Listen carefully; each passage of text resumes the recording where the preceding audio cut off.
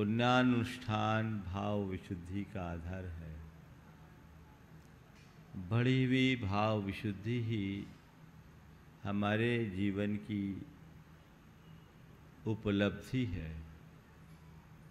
अपने जीवन को सिद्धि के शिखर तक पहुंचाने के लिए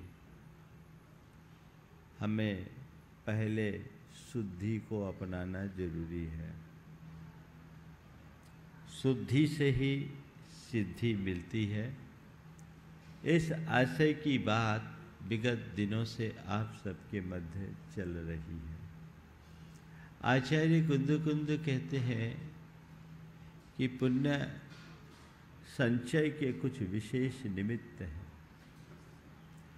और उनसे न केवल पुण्य का उपार्जन होता है अपितु चेतना का परिष्कार भी होता है, पाप का क्षय भी होता है। खालिश पुण्य को अर्जित करना बहुत बड़ी बात नहीं है, लेकिन पुण्य अर्जन के साथ अपनी चेतना का परिष्कार करना और उस परिष्कार के साथ पाप का क्षय करने की सामर्थ्य विकसित करना अत्यंत दुर्लभ है। आज बात मैं उसी की कर रहा हूं। आचार्य कुंद ने एक गाथा में कहा था, रागो पशत्त भूदो अनुकंपा संसिदोय परिणामो कालुस नत्थि जस्स जीवम पुन्नम जीवस्य आसौदी। प्रशस्त रागभूत परिणाम और अनुकंपा तथा कालुष्य रहित चित्त पुण्य का आश्रय कराते हैं। अर्थात ये पुण्योपार्जन के विशेष निमित्त हैं। विगत दिनों हमने प्रशस्त राग की चर्चा की और प्रशस्त राग में पंच परमेष्टि की भक्ति, धर्म के प्रति चेष्टा और गुरुओं का अनुगमन, ये तीन बातें आचार्य कुंद ने बताई। हमने उसके बारे में सविस्तार चर्चा की। आज जो बात आ रही है वह है अनुकंपा की। वो धर्म का मूल है। सच्चे अर्थों में यदि कोई धर्म का व्यवहारिक रूप हो तो मैं उसे अनुकंपा, दया और करुणा से युक्त परिणाम के रूप में ही देखता हूं। जिस व्यक्ति के हृदय में दया, अनुकंपा नहीं, वो सच्चे अर्थों में धर्मी हो ही नहीं सकता। कुरल काव्य में लिखा है कि जैसे सूखी धरती पर अंकुर नहीं फूटता, जैसे सूखी धरती पर बोया गया बीज अंकुरित नहीं होता, उसी तरह जिस व्यक्ति का हृदय दया से आर्द्र नहीं है उसमें धर्म का अंकुर प्रस्फुटित नहीं हो सकता। और यही वजह है कि आचार्य कुंद ने धर्म की व्याख्या करते हुए ही ये कह दिया, धम्मो दया विशुद्धो। दया से विशुद्ध परिणाम का नाम ही धर्म है। हम लोग रोज कहते हैं धर्मस्य मूलम दया। धर्म का मूल दया है। दया, करुणा, अनुकंपा, सेवा का भाव अंतरंग में होना ही चाहिए। अब सवाल है, मेरे हृदय में दया है या नहीं, इसकी पहचान कैसे करें? बोलिए। आपसे अगर कहा जाता है ये व्यक्ति बड़ा दयालु है, तो आपके आंखों के सामने कैसे व्यक्ति की छवि उभरती है? बोलो। दयालु है, हमने कहा ये बड़े दयालु हैं, महावीर जी बड़े दयालु हैं, तो महावीर जी में क्या दिखेगा? क्या दिखेगा? हाँ, क्या दिखेगा? एक दयालु व्यक्ति के भीतर क्या दिखता है? बोलो तो सही। हाँ हाँ, हम उस व्यक्ति को एक दयालु व्यक्ति के रूप में देखते हैं, जो दूसरों की पीड़ा को देख करके दुखी होता है, जो दूसरों के दुखों के निवारण के लिए तत्पर होता है, जो दूसरों के लिए हमेशा सहयोग और उपकार की भावना से भरा रहता है, जिसके हृदय में दूसरों की पीड़ा से पीड़ा उत्पन्न होती हो, वो व्यक्ति दयालु व्यक्ति की श्रेणी में आता है। अब देखो, अपने भीतर झांको और देखो मेरे अंदर वो दया का स्रोत है या नहीं, अनुकंपा है या नहीं।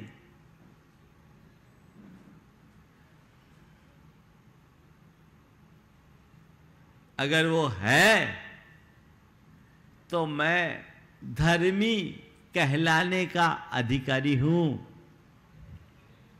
और यदि वो नहीं है तो मैं नाम का धर्मी हूं।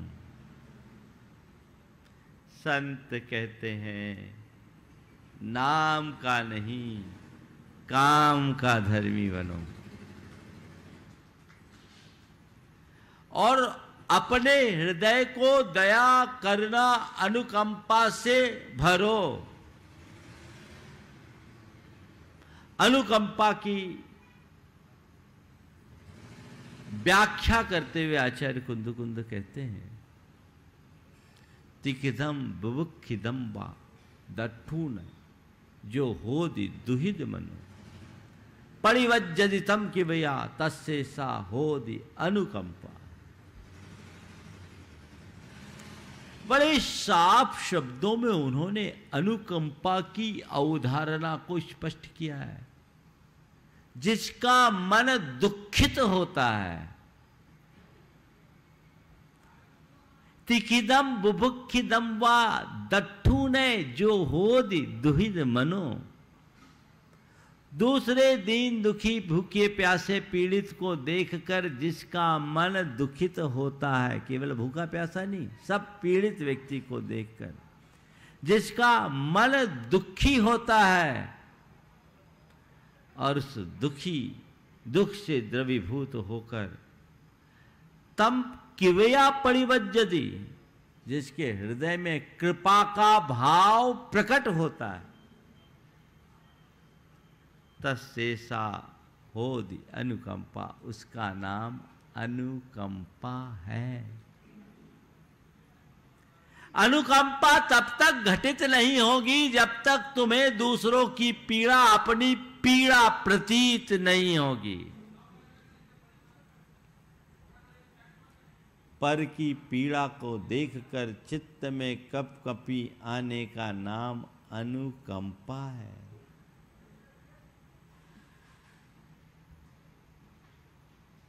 चार बातें आज के संदर्भ में कहूंगा। वेदना, संवेदना, सहानुभूति और समानुभूति।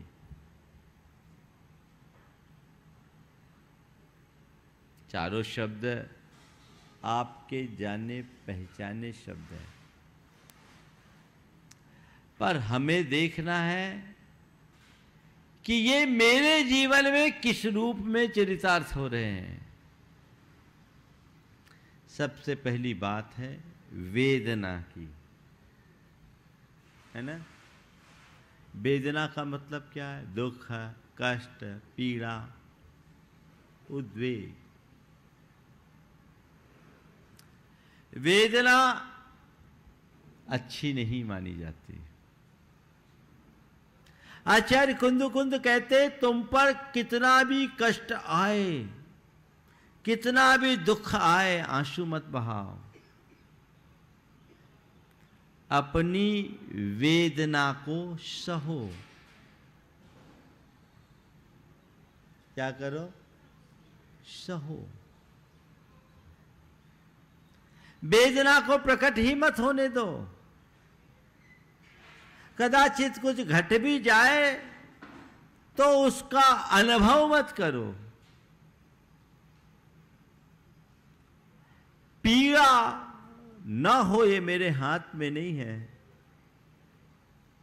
पर मुझे चाहे जैसी पीड़ा हो मैं पीड़ित ना हूं ये मेरे हाथ में है। वेदना एक प्रकार की व्याकुलता है जो हमें अशांत करती है, जो हमें उद्विग्न करती है। तो अपनी वेदना को सहो, कहो मत। समझ गए क्या करना है? वेदना सहना है, कहना नहीं। समझ गए? दुख की 4 स्थितियां हैं, साथ साथ इसको भी ले ले।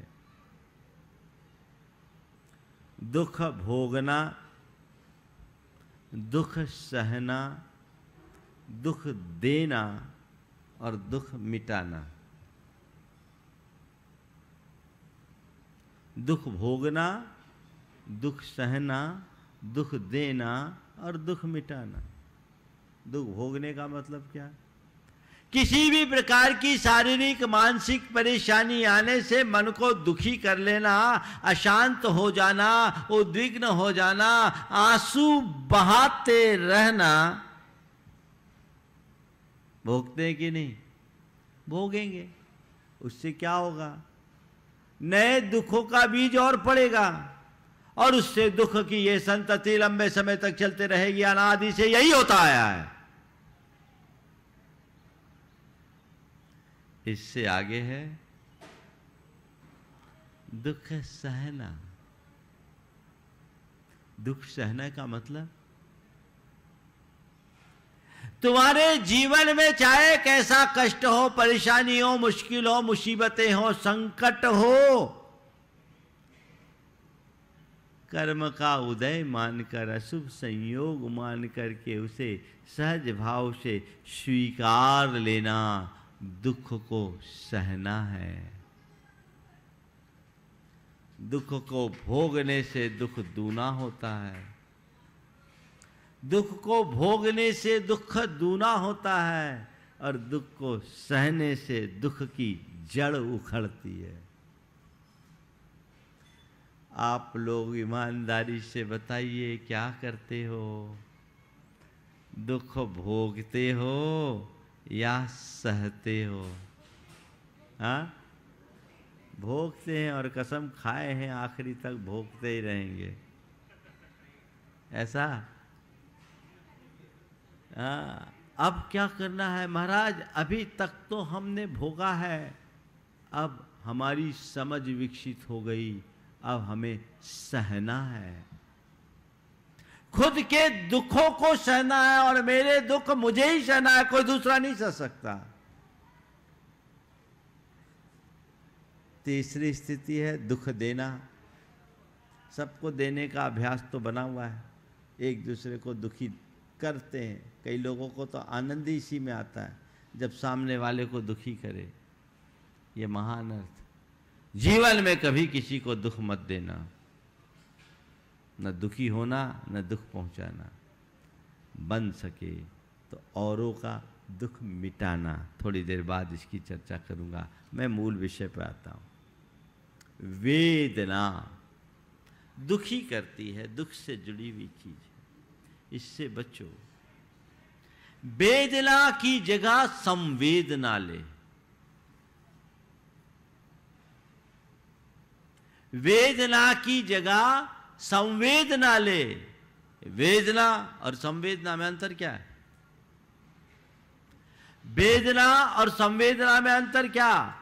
अपनी पीड़ा में आंसू बहाना वेदना है और औरों की पीड़ा में आंसू बह जाना संवेदना है।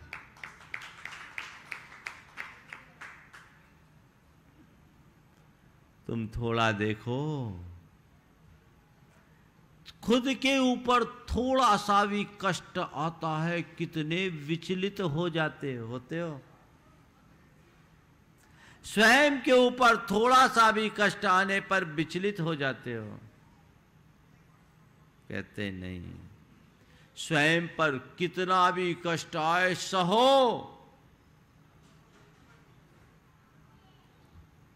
और किसी औरों को कष्ट में पड़ा दिखे, कोई और कष्ट में फंसा दिखे, तो द्रवीभूत हो जाओ, पिघल जाओ।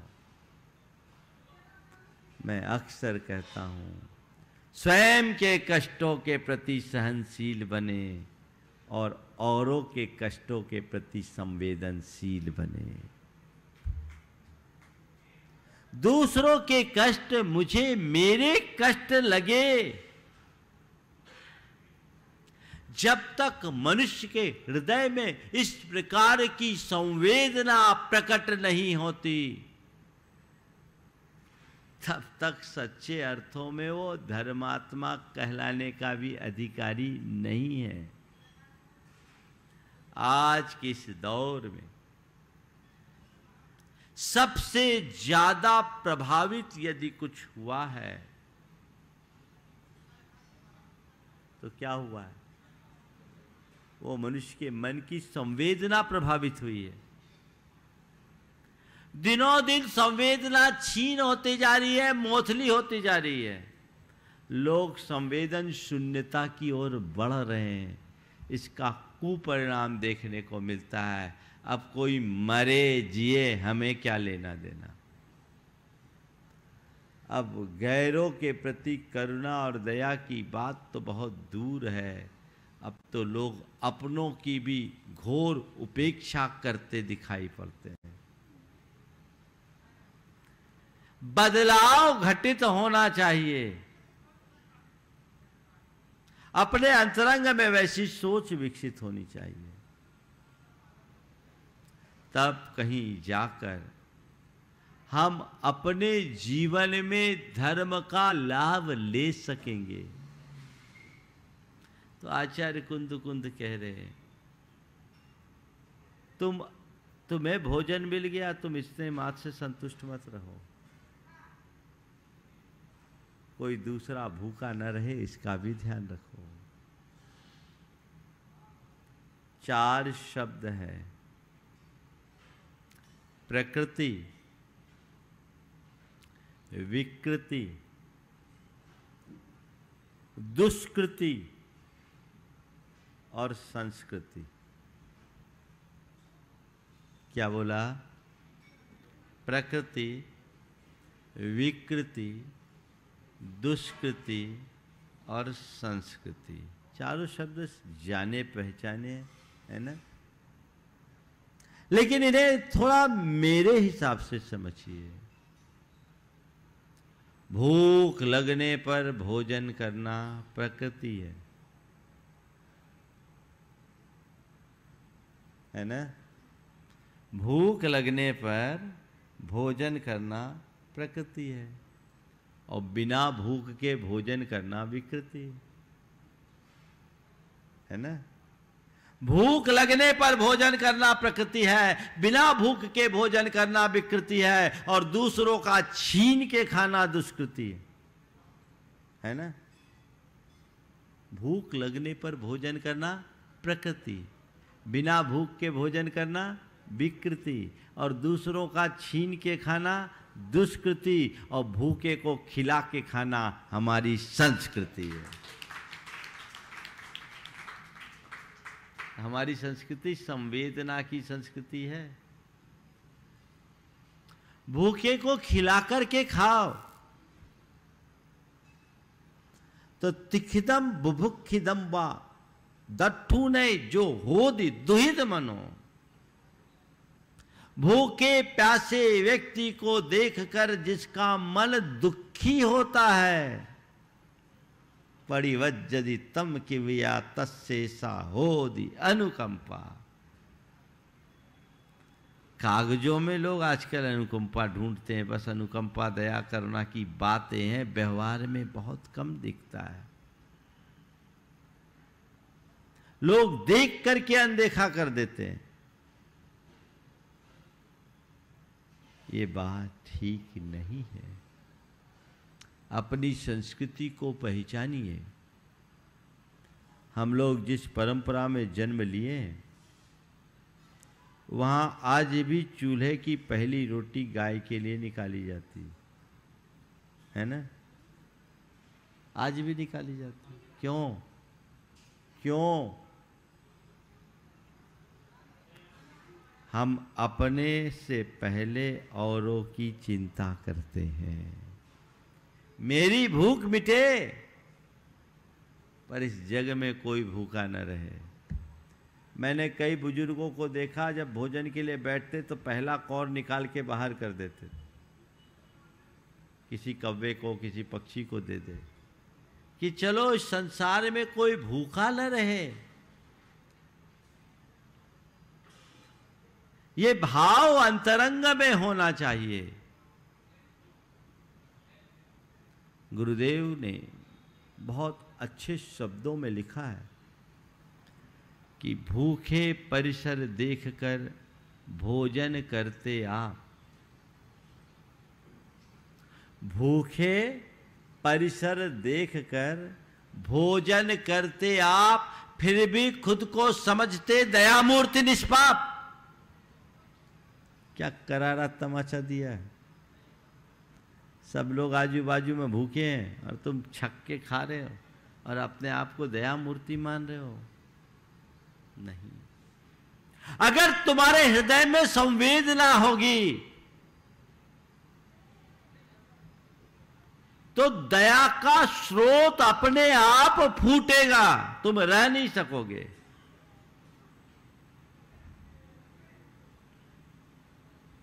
किसी ने लिखा है, तड़फता देखता हूं जब कोई शय, यानी कोई वस्तु, तड़फता देखता हूं जब कोई शय, उठा लेता हूं अपना दिल समझकर। यह संवेदना की पराकाष्ठा है। अंतरंग में वैसी संवेदना जगे तो जीवन का आनंद हो। आज धीरे धीरे निष्ठुरता बढ़ रही है, संवेदनहीनता बढ़ते जा रही है। लोग किसी से कोई मतलब ही नहीं रखते। अब तो एक यूज एंड थ्रो वाला कल्चर इतना तेज गति से बढ़ गया कि मत पूछो। बस काम लो और काम खत्म। इसने मनुष्य को मनुष्य नहीं रहने दिया। ये संवेदना बढ़नी चाहिए। खुद पर कैसा भी कष्ट आए सहो, चुपचाप सहो, कहो मत। पर औरों पर कष्ट आए तो शक्ति भर उसे मिटाने की कोशिश करो, दुख मिटाने का प्रयास करो, दुख देने का नहीं। अंतरंग में ऐसी संवेदना होनी चाहिए। आजकल देखने में आ रहा है कि मनुष्यों में संवेदना की दिनों दिन कमी हो रही, पर पशु पक्षियों में संवेदनशीलता के एक से एक उत्कृष्ट उदाहरण देखने को मिलते हैं। मेरे पास कई चित्र हैं और कई लोगों ने वीडियो क्लिप्स भी अलग अलग दिखाए। देख करके मन गदगद होता है और आश्चर्य भी होता है। एक तो मैंने लाइव देखा, मैं किशनगढ़ में गया। किशनगढ़ में एक गौशाला है और वहाँ पशु चिकित्सालय भी है, बहुत अच्छी हो कि चिकित्सालय क्या, करुणा की कविता है। वहाँ जितने भी एक्सीडेंटल केस होते हैं उन मवेशियों को वो लोग ला करके बहुत अच्छी सेवा करते, उत्तम सेवा करते हैं। वहाँ मैंने देखा एक गाय थी, उसके 3 पैर थे, एक पैर कटा हुआ था, ऑपरेशन करके उनने ठीक किया। उस गाय का अपना एक भी बच्चा नहीं था और वो 4 बछड़ों को दूध पिलाती थी एक साथ, चारों थन में, चारों बच्चों को मैंने आंख से देखा। और मजे की बात, उसका एक भी बच्चा नहीं था। सोचो, एक गाय औरों के बछड़े को दूध पिला सकती है, पर इंसान कहां है? मैंने एक चित्र देखा जिसमें गाय सुअर के बच्चे को दूध पिला रही। सुअर अपने बच्चों को जन्म दिया और मर गई। उनके बच्चे ऐसे ही थे, उनको देखकर गाय आती, लेट जाती और सुअर का बच्चा दूध पीता। मैंने एक चित्र देखा जिसमें एक बकरी के मेमने को कुतिया दूध पिला रही। एक कुतिया बकरी के मेमने को दूध पिला रही है। बकरी ने मेमने को जन्म दिया, मर गई और उसका मालिक उसे बोतल से दूध पिला रहा था। एक कुतिया ने देखा और रोज आना शुरू कर दी। सुबह शाम आए और बकरी के मेमने कुतिया का दूध पिए। ये क्या है? कहने को हम पशुओं की बात कर रहे हैं, पर ऐसा आदर्श तो आज इंसानों में भी देखना बड़ा दुर्लभ हो गया है। ये क्षीण होती हुई संवेदना का द्योतक है। दया, करुणा, अनुकंपा का तो अंदर से ज्वार आना चाहिए, हिलोर उमड़नी चाहिए, लेकिन सब चीजें फॉर्मेलिटी हो गई। आजकल लोग थोड़ा बहुत दया का काम भी करेंगे ना, तो पहले फेसबुक में डालेंगे, फोटो पहले खिंचाएंगे, करेंगे कम। अच्छी बात है, अच्छी बात की का प्रभाव, प्रचार प्रसार होना चाहिए, प्रभावना होनी चाहिए, दूसरे प्रेरणा ले, लेकिन भैया फोटो खिंचाने भर के लिए मत करो, अंदर भी कुछ घटे। संवेदना, संवेदना जितनी व्यापक होगी, चेतना का स्तर उतना ऊंचा हो गया। अपने हृदय को संवेदनशील बनाइए, खुद के प्रति सेंसिटिव मत बनिए, औरों के प्रति संवेदनशील बनिए। उनके कष्टों को अपना कष्ट महसूस करने की कला विकसित कीजिए। ये हो गया तो जीवन का काया पलट हो जाएगा। लेकिन आजकल लोग बहुत कम ऐसा करते हैं। गर्मी का समय था, एक किसान अपने 5 साल के पोते को लेकर पैदल ही गांव से शहर की ओर आ रहा था। गर्मी की अधिकता के कारण पोते को प्यास लगी। उसने कहा, दादा प्यास लग रही है, पानी चाहिए। दादा ने कहा, ठहर बेटा, शहर पहुंचते हैं, किसी घर के पास कहीं पानी होगा तो पानी पिएंगे। पहुंचा और नगर के बाहर ही सेठ की एक बड़ी सारी हवेली थी।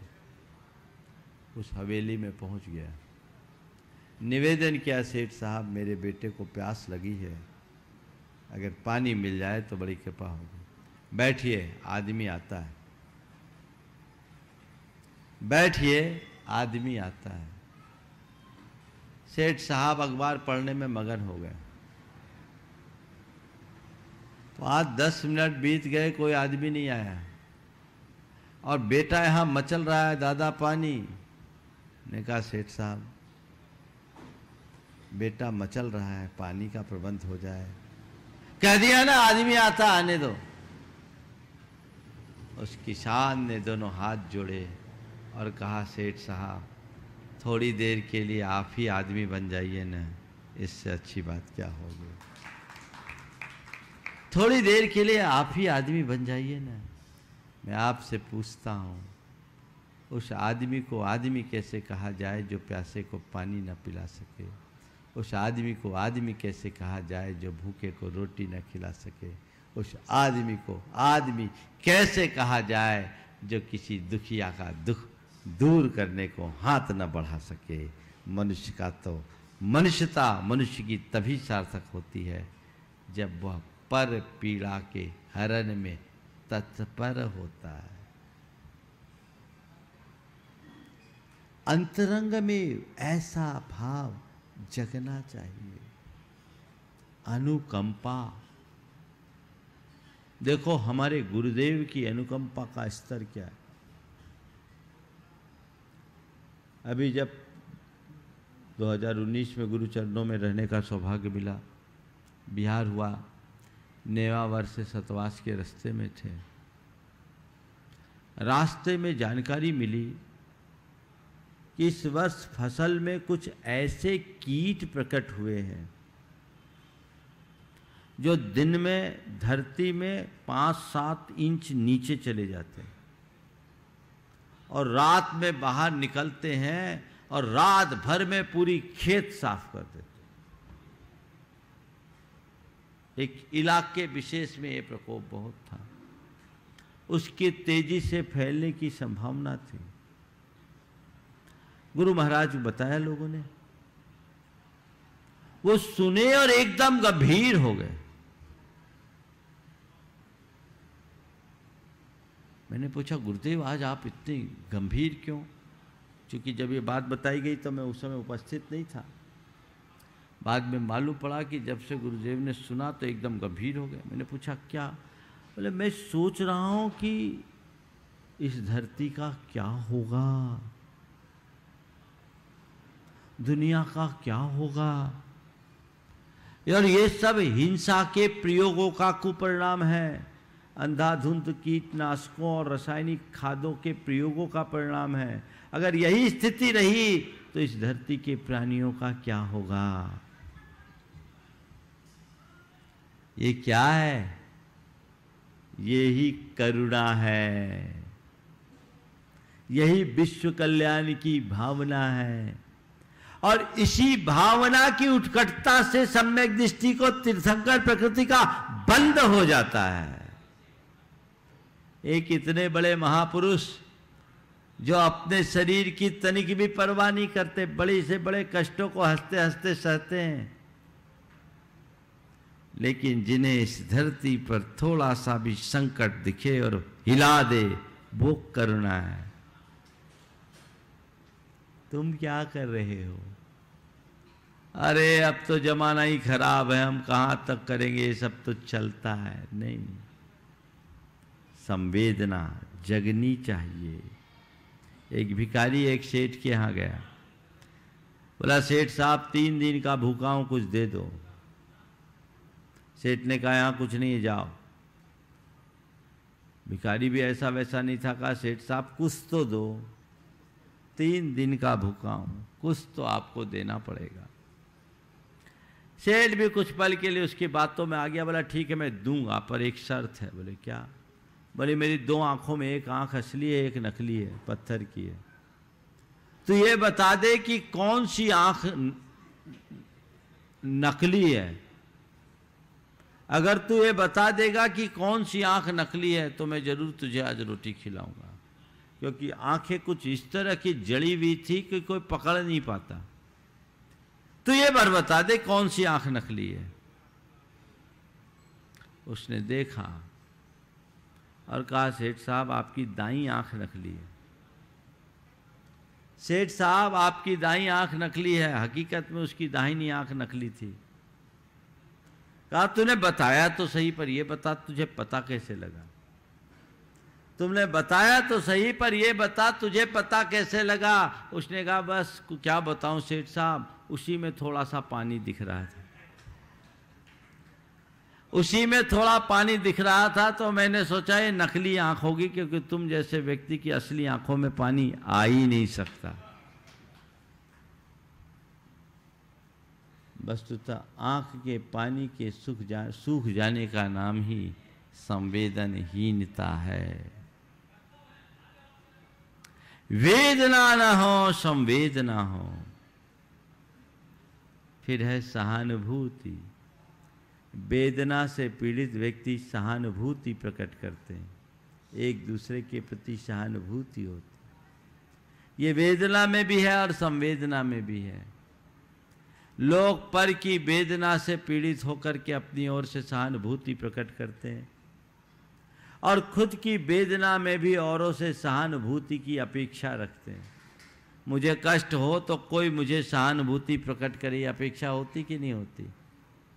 होती है। मुझे करे, ये दुर्बलता है। दूसरों के लिए सहानुभूति प्रकट करना हमारा धर्म है, पर खुद औरों से सहानुभूति चाहना हमारी कमजोरी। कमजोर मत बनो, मजबूत बनो। लेकिन इससे भी ऊपर का स्तर है समानुभूति। सामने वाले की पीड़ा मेरी पीड़ा बन जाए, ये समानुभूति संवेदना का चरम रूप है। भगवान महावीर के जीवन काल की घटना है। जब वो वर्धमान थे, बालक थे, अपनी माता त्रिशला के साथ राजोद्यान में टहल रहे थे। अचानक त्रिशला अपनी सहेलियों के साथ दूब पर चलना शुरू कर दी। वर्धमान एक जगह ठिठक कर खड़े हो गए। त्रिशला ने कहा, बेटा आ तो सही, तू यहां कहां रुक गया? देख ये कितने अच्छे कीड़ा पर्वत है और कितने सुंदर फव्वारे हैं, तो इधर तो आ। वर्धमान मौत। जब त्रिशला ने 2 बार बुलाया, वर्धमान नहीं आए, तो लपक करके त्रिशला आई और सीधे वर्धमान के पास आई। बोले, बेटा तू यहाँ कहाँ है? तभी देखी कि उसके गाल पर आंसू के कण हैं। बेटा तुझे ये क्या हो गया? तू रो क्यों रहा है? माँ क्या बताऊं, आप लोग जब इन कोमल कोमल दूबों पर चलती हो ना, तो मुझे ऐसा लगता है जैसे मेरी पीठ पर चल रही हो। देखो ना, मेरी पीठ पर आपके पैरों के निशान भी आ गए हैं।